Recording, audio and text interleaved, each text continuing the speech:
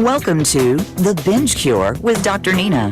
Today, you are going to learn how to outsmart emotional eating and live a life of happiness and joy without giving up the foods you love. Now, here is Dr. Nina.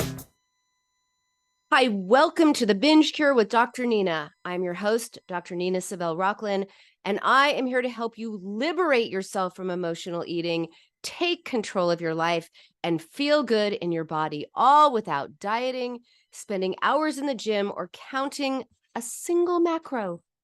So today we're going to talk about how to reclaim today's topic. That's the word I'm looking for. Yes. Today's topic. We're going to talk about how to reclaim your self-worth, escape the mental prison of binge eating, and feel good again and feel in control and feel empowered. So have you ever binged after a tough experience? Chances are yes. You are not alone.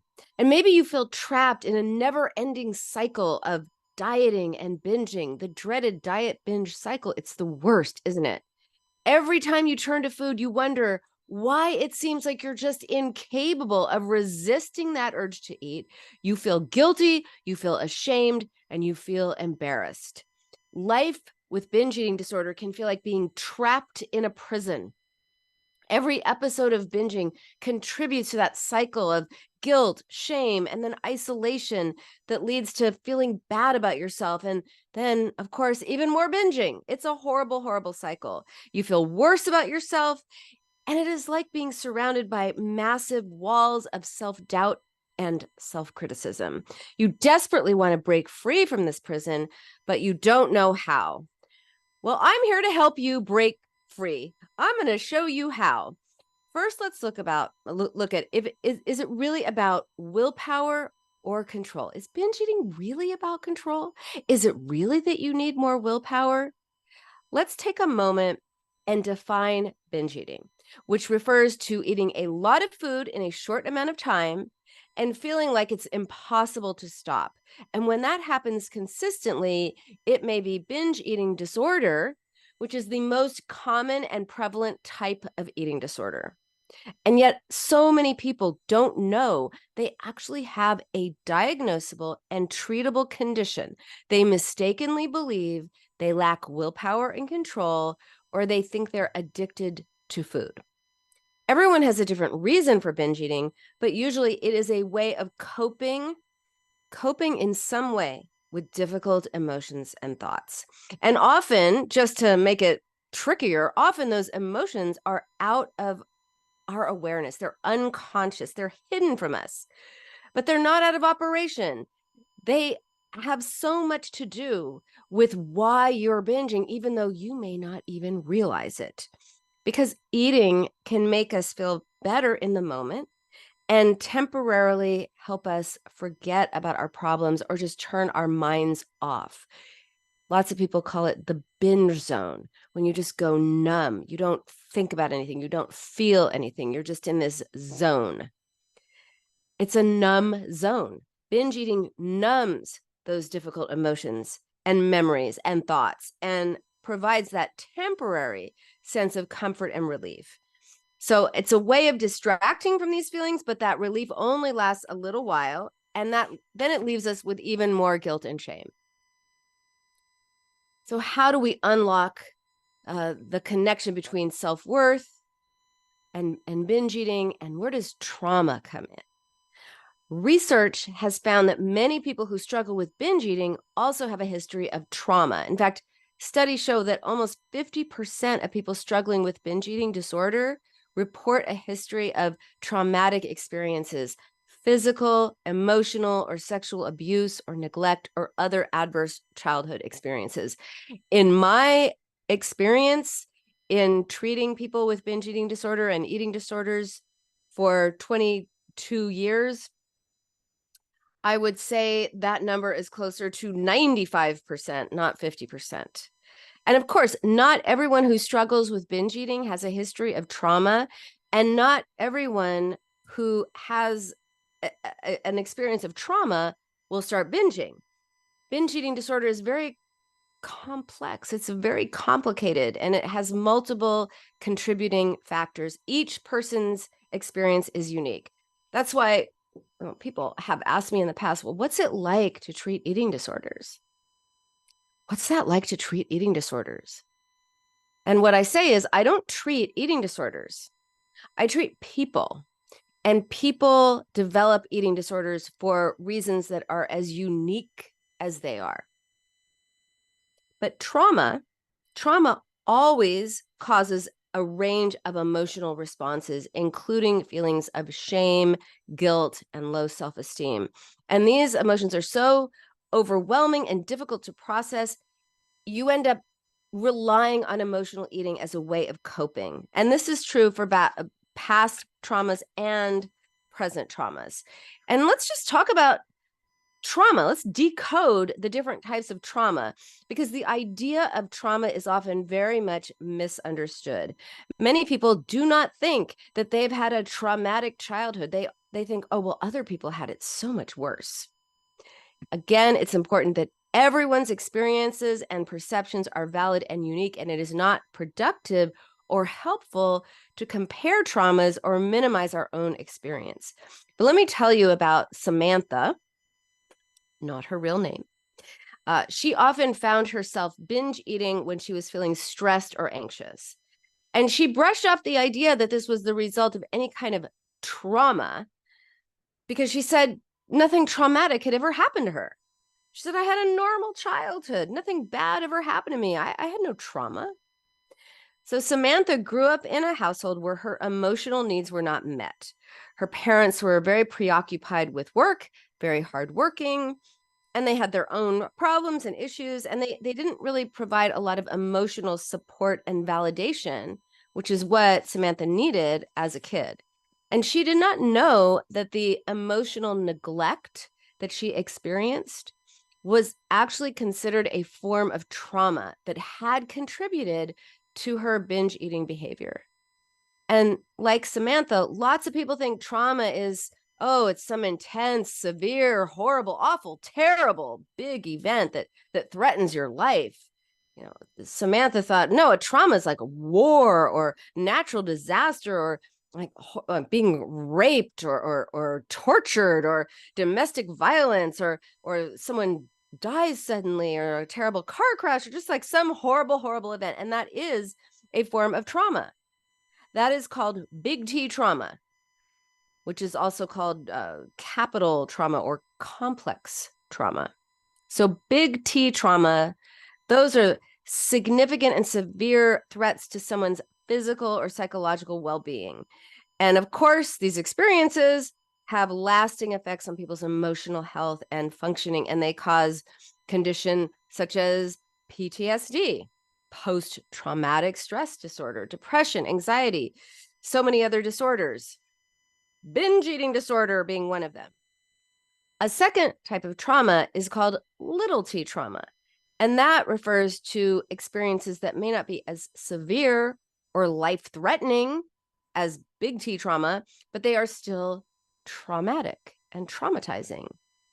So examples of little t trauma are bullying, emotional neglect, chaos, financial instability, divorce, breakup, job loss, chronic illness, verbal abuse. These all negatively impact our sense of safety, security, and self-esteem. And both these kinds of trauma they have a huge effect on us. I like to make the comparison between like a physical wound. So a big T trauma is like a big butcher knife to your body. Boom, and it causes all kinds of awful, traumatic effect on your physical well-being. And it really hurts and it's really bad and it's just awful. Little T trauma is like 1,000 small cuts. One cut, okay, not so bad. 2 cuts, not so bad. 1,000 small cuts, those are as painful as one butcher knife blow to your body. So just make the analogy between physical wounds and emotional wounds.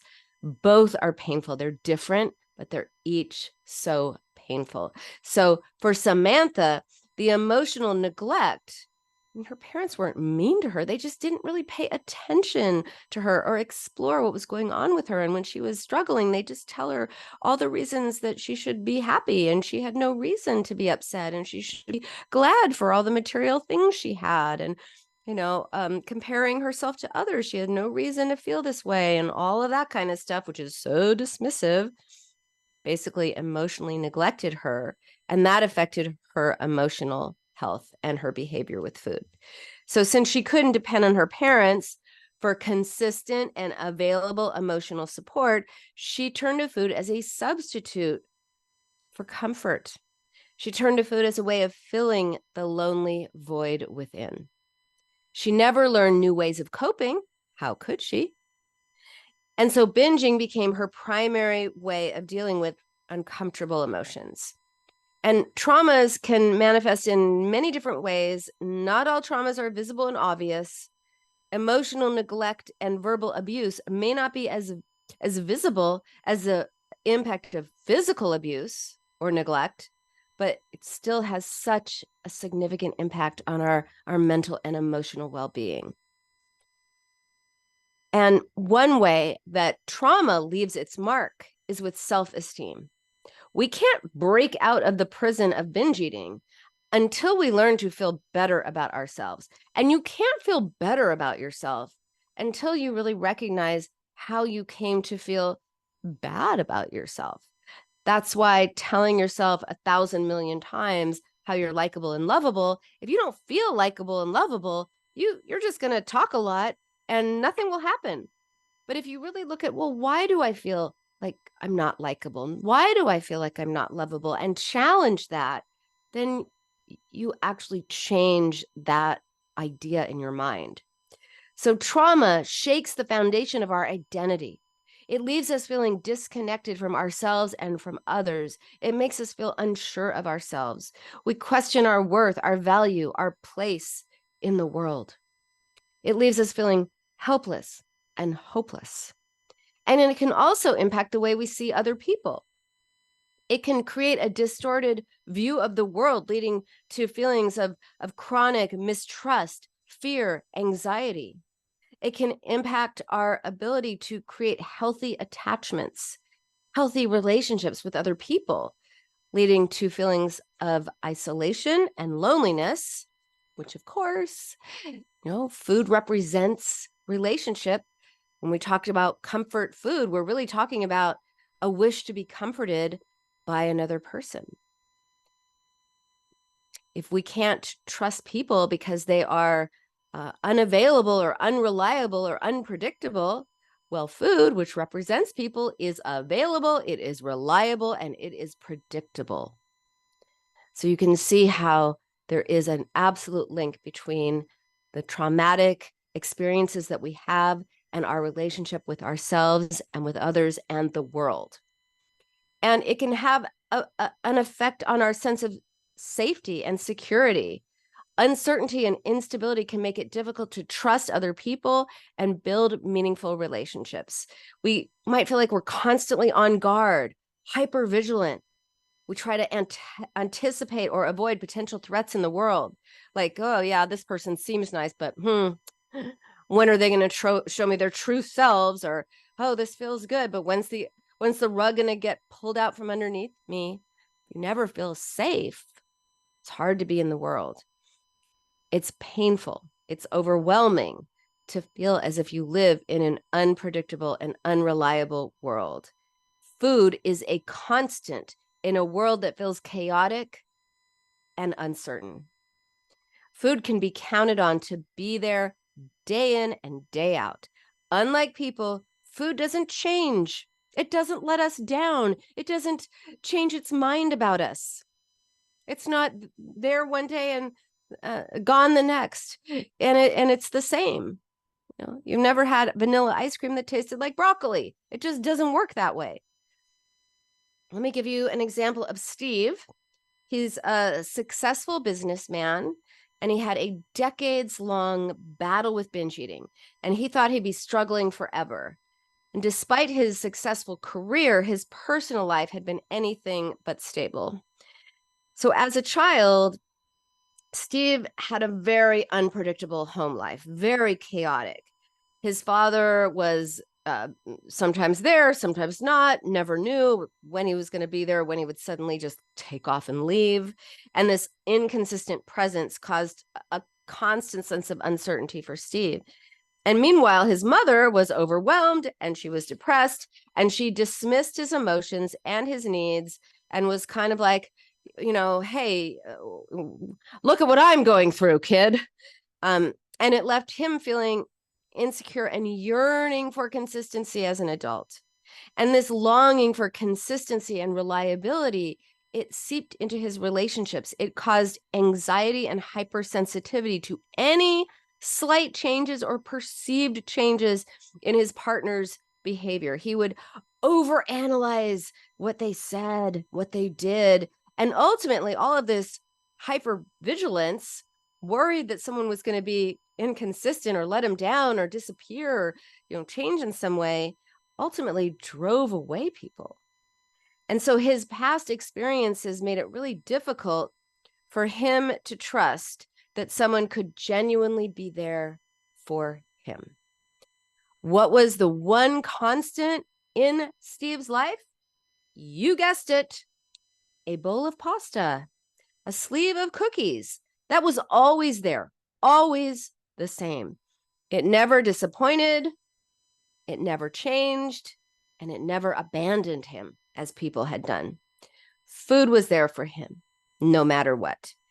So we really looked at this, we unraveled the connection between Steve's traumatic childhood, his turbulent relationships in the present, and his reliance on food. And he discovered that his binges were not actually a lack of self-control, as he had thought, but they represented his yearning for stability in an erratic world. The world was crazy and inconsistent and unreliable and potentially scary, but food was reliable. And so he relied on food to be reliable for his sense of some kind of peace. Again, people can be unavailable, unreliable, and unpredictable. Unlike people, food is available, reliable, and predictable. And that is a huge part of why Steve felt safer with food than with people. Now, what happened? Did he get stuck there? Yes, for decades. But then he came to see me. And guess what? He learned why he was actually eating. He thought it was an addiction problem and a control problem. But when he really realized, oh, this is his way of feeling safe. This is his way of feeling a sense of consistency. He then could focus on the real problem and learn to rebuild trust with other people. And he cultivated also new ways of responding to himself. And he gradually reduced his reliance on eating as a main source of consistency and reliability. So as Steve's experience shows us, for people who have experienced the chaos of trauma, whether it's big T trauma or little t trauma, the predictability of food can be a source of comfort and stability. It provides a sense of reliability in a world that can feel unreliable. Turning to food gives a sense of safety and comfort that we may not find in our relationships. So for those who have experienced trauma and they struggle with food, and they also then struggle with shame and guilt and self-blame around what they're eating, it's really important to look at, well, what is the source of this? What is eating doing for you? And by the way, for many people who have experienced trauma, they blame themselves for what they experience. They either blame themselves or feel ashamed of not being able to prevent it. Something along the lines of, I should have known better. I should have been able to stop this. I should have been able to do something different. If only I had done X, Y, or Z, this wouldn't have happened. And this leads to a negative self-image and a sense of worthlessness and a sense of responsibility, which is not theirs to take responsibility for. You're not responsible for what happened to you as a kid or even later, right? People who hurt you are responsible for hurting you. You didn't make them treat you a certain way. They chose it. It's really important also to remember that it is possible to heal. With support, with treatment, we can learn to face our traumatic experiences of the past and heal them so we have a more resilient and positive outlook in the present. And when that happens, we don't need food to cope. All right, so as you can see, there's a direct link between trauma and binge eating. Binging temporarily protects us from tough emotions. It is a frenemy. It is a friend because it helps us distract from pain or difficult feelings. It provides comfort and soothing. It's a great friend in that way. And it temporarily helps us escape anything that's uncomfortable. But it is also an enemy. It is an enemy because it undermines our self-esteem. It negatively impacts our emotional and physical health. And it really makes us feel bad about ourselves and leads to shame and all kinds of bad ideas and negative self-perceptions. So if you look at it this way, if it's a frenemy, binging is not the problem. It actually solves the real underlying problem, which is usually some difficulty in identifying, expressing, and processing difficult emotions. And by tackling the root causes of binge eating, we can break free from these self-destructive behaviors and achieve greater emotional well-being. Okay? That's how we break out of the prison of binge eating. So for Samantha, going back to Samantha, binge eating was her source of comfort. It helped her manage her feelings of emptiness or boredom. For Steve, it was a way of having a sense of consistency and safety. Food was the only thing in his life that was consistent, the same, reliable, available, predictable.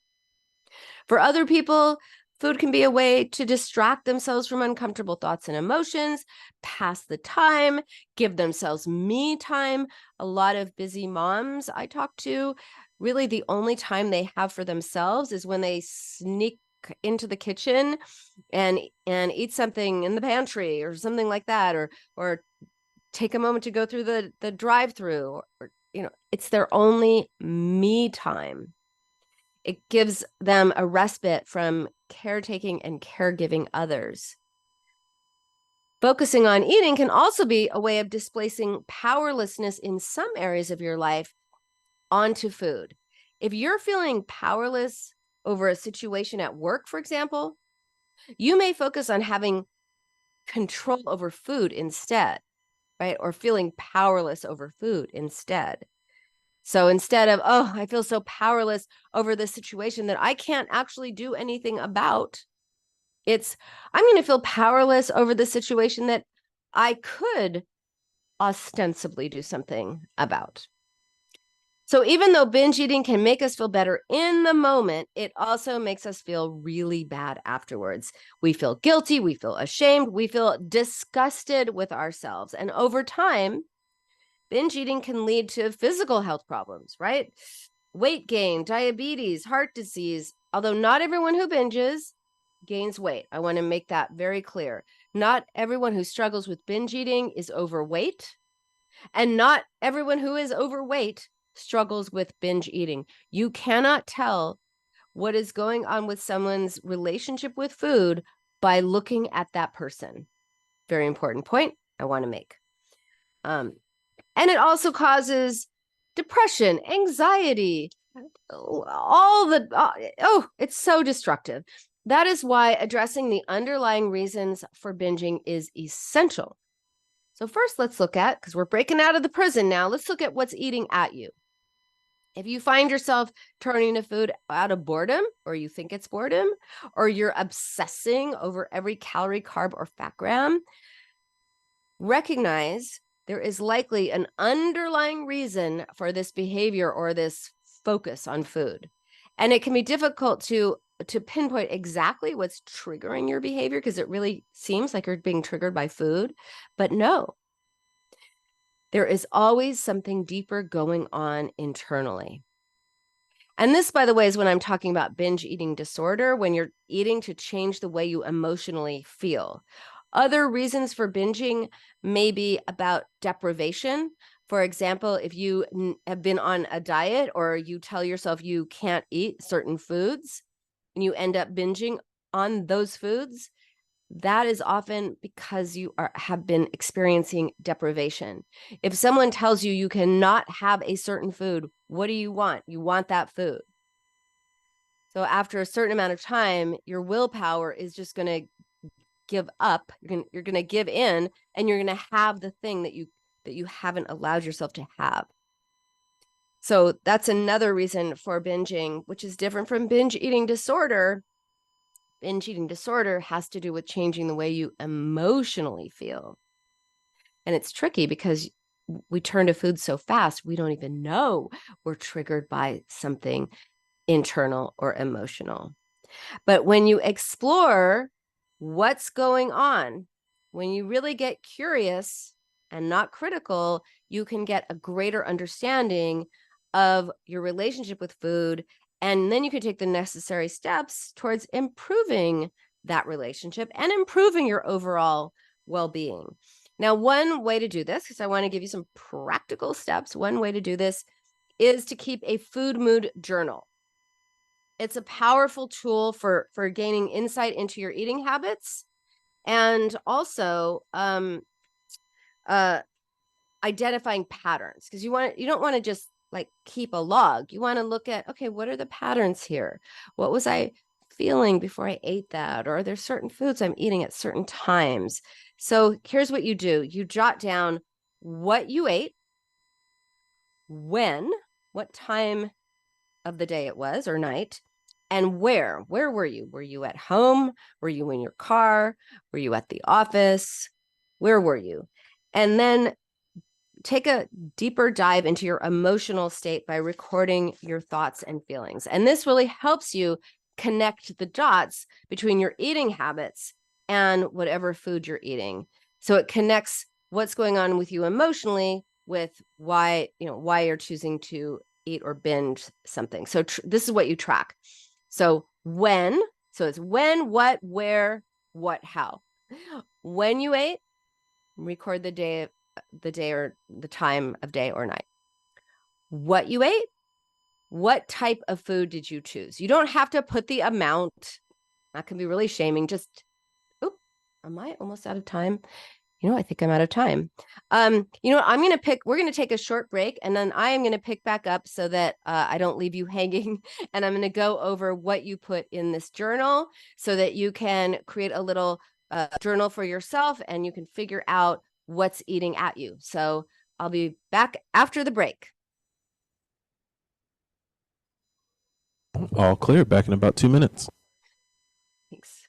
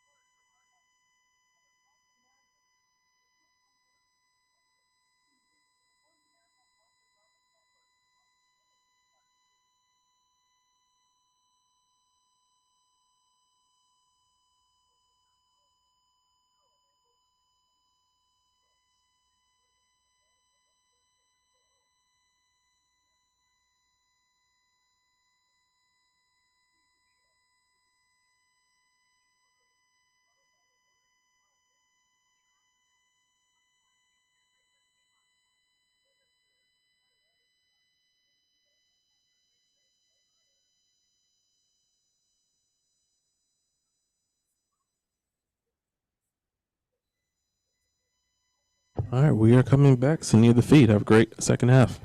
Thank you. Welcome back to The Binge Cure with Dr. Nina. Have questions for Dr. Nina? Join her on the show at 866-472-5792. That's 866-472-5792. Now back to the show. Welcome back. We've been talking about how to escape the mental prison of binge eating. We looked at whether it is willpower or control that is in that underlies binge eating. No, it is neither. And we looked at the influence of trauma, big T trauma, little t trauma, navigating the legacy of trauma and how trauma leads to binge eating. These are the ways in which you kind of got into that binge eating prison in the first place. And now we're talking about how to break free, how to break out. And my first suggestion is you really have to figure out, well, what is it that is leading to you making that decision to eat? It feels like you are triggered by food. It is not true.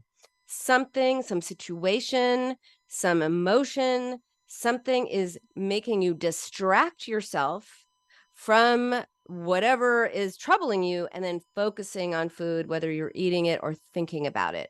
So I'm suggesting that you create a journal for yourself.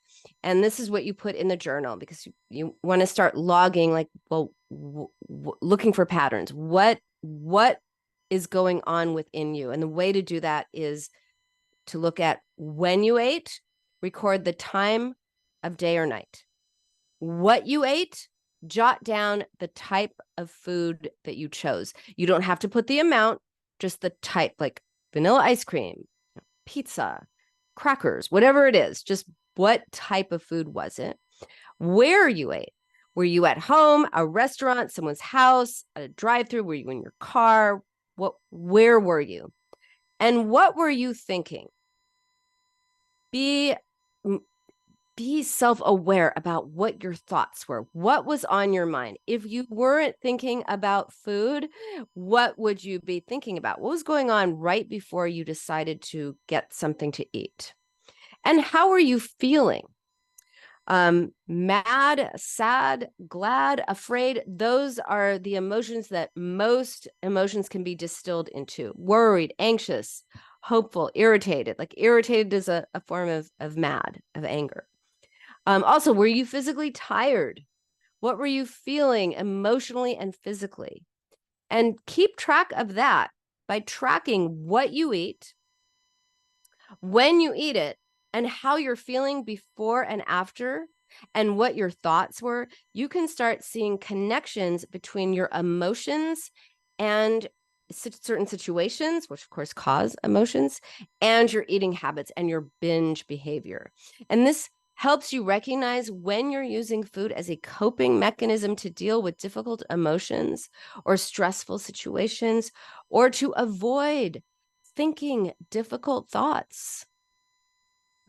Often our minds go to food so that we don't think about other things that bother us. And by the way, speaking of journals, I am super excited to announce that the Binge Cure Journal, a guide to liberating yourself from emotional eating, taking control of your life, and feeling good in your body, is now available on Amazon. Right now, the Kindle version is available at a big discount because I want to get it in as many people's hands as possible. And in a few days, the paperback version will be available. And then in a couple of weeks, it'll be at the normal price. So get it while you can. It is just an extraordinary deep dive into, binge eating, and it will help you understand yourself on such a deep level, and also work through. I give you strategies to work through exactly where you are stuck so that you can discover new ways of healing and new ways of coping. Okay. The next thing you want to do to break out of binge prison, binge eating prison, the mental prison of binge eating, is to convert your inner critic into a friend. Now, have you ever reached for food when you feel overwhelmed by a loud inner voice? Maybe that voice tells you you're not good enough. You don't deserve happiness. You're a loser. You're never going to have what you want. You're a failure. Blah, blah, blah, blah. Oh, it's the worst. That voice is nasty. Those negative thoughts can affect your emotional health and self-esteem, and they can prevent you from living your best life. But what if there was a way to silence that mean voice and liberate yourself from its grasp? One way to identify your inner critic is to listen to when do you talk to yourself in the second person voice. For example, if you say things to yourself like, you're not good enough, instead of I'm not good enough. So you're not good enough is you're talking to yourself in second person pronoun. Who's talking, right? By catching your negative self-talk and catching the times that you talk to yourself in a second person voice or a third person voice, and sometimes it's a mix. Like, for example, if I were to say to myself, Nina, you really need to drink more water. Now, I'm calling myself Nina, third person, and then I'm saying, you need to drink more water. I'm not saying I need to drink more water. And it actually feels different when you switch that mean second person voice into a first person voice. So by recognizing the times that you're talking to yourself as you can start recognizing how mean you are to yourself and catching it. And then you can challenge it.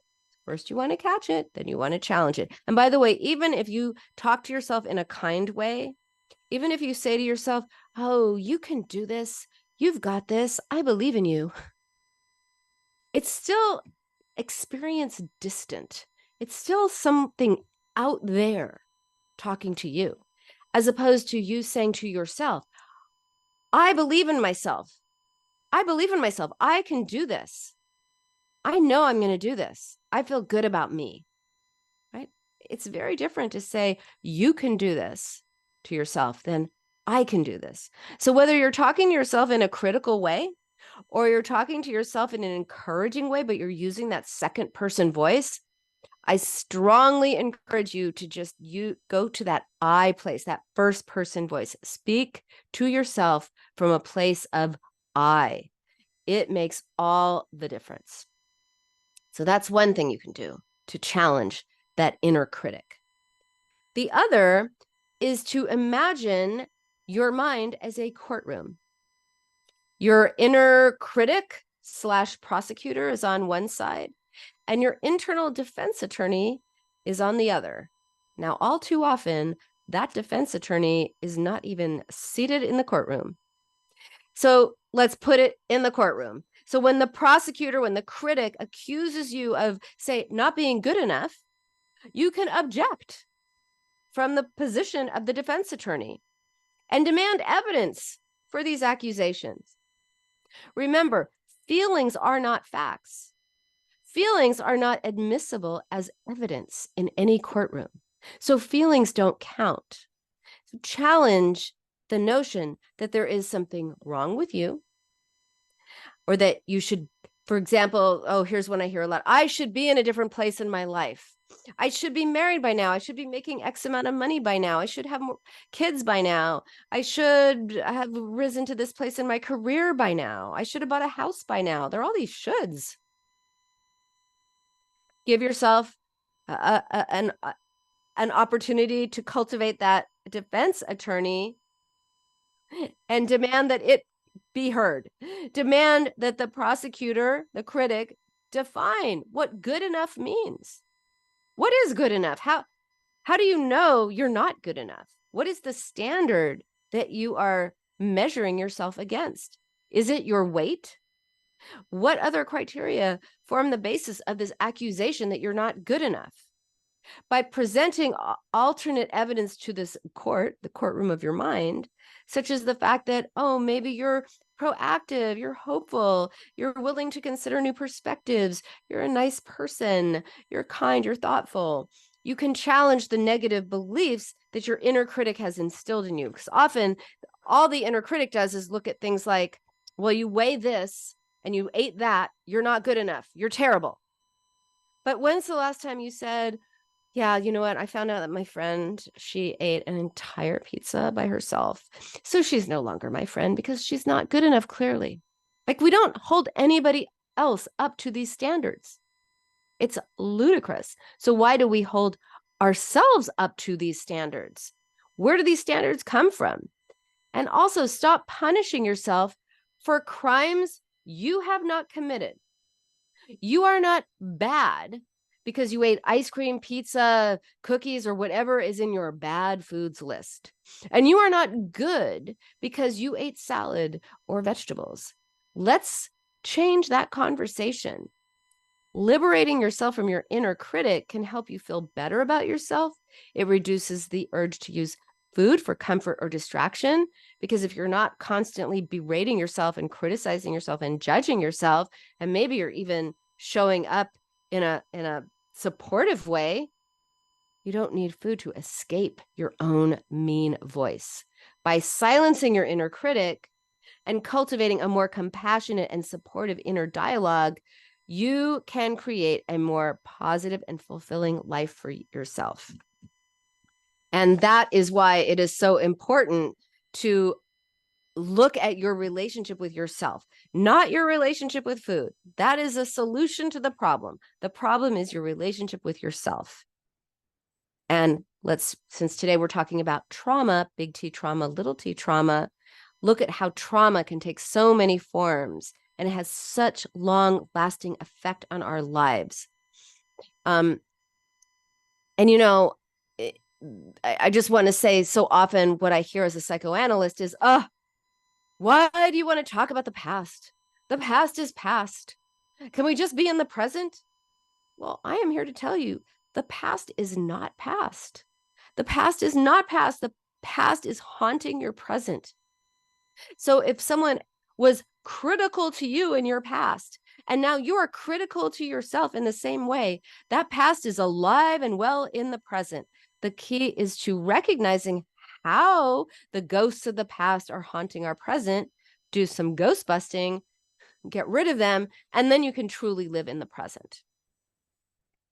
And, you know, while you're going through this process, it is so important to have a support system. It's incredibly important to connect with other people who understand you and who can relate to you.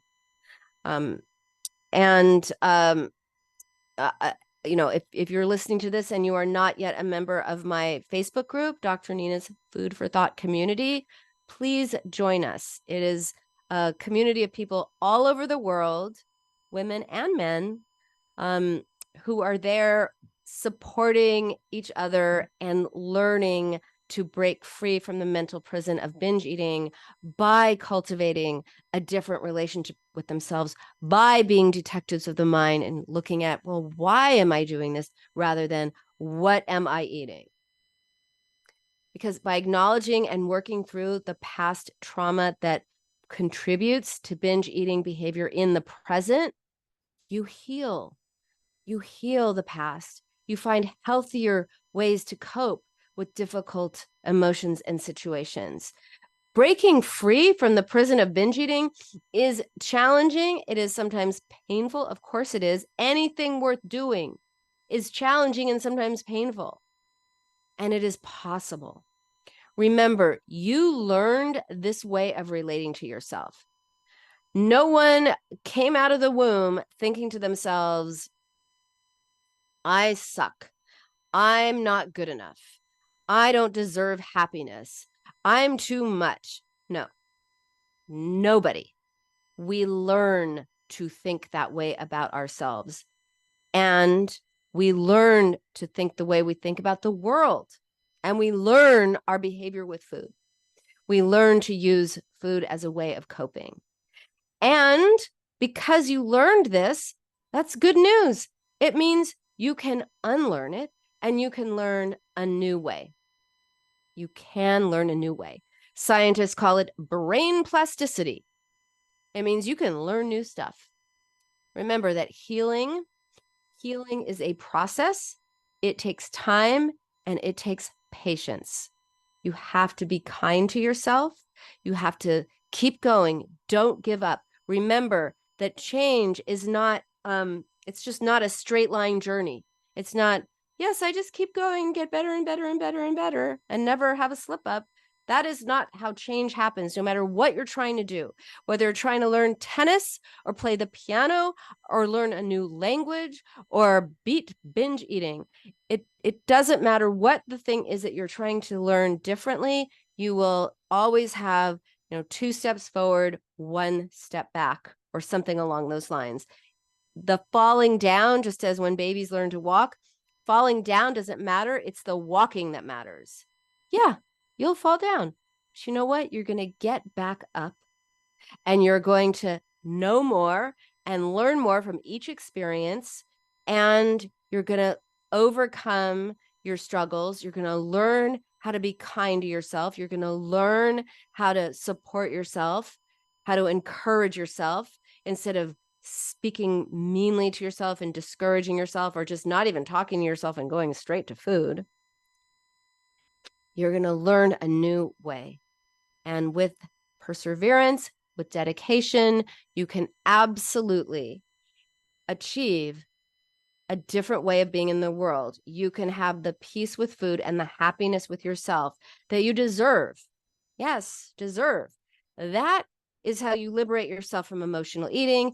That is how you take back control of your life. And that is how you start feeling good in your body. It really is possible. And just one more thing, when you speak to yourself kindly, the tone of voice matters. Don't say things to yourself like, I've got this, I can do this, I'll be fine. This isn't going to defeat me. Yeah, no. I've got this, I can do this. This isn't going to defeat me. Words are powerful, and so are the way that you speak them. Okay, so that is our show for today. Thank you so much for joining me here on The Binge Cure with Dr. Nina. It really is possible to ditch dieting, stop thinking about food 24/7, and banish binging so you can get back to living your life while being healthy. I am here every Thursday at noon Pacific on Voice America. And if you want a deeper dive into this topic and much more, be sure to get your copy of my best-selling book, The Binge Cure, 7 Steps to Outsmart Emotional Eating. And now the companion piece, The Binge Cure Journal. I'm so excited. I know you're going to love it. So get your copy now. Stay curious, not critical. I'll see you next week. Bye for now. All clear. Great show. Thank you so much, Jordan. See you next week. Enjoy your week. Thank you.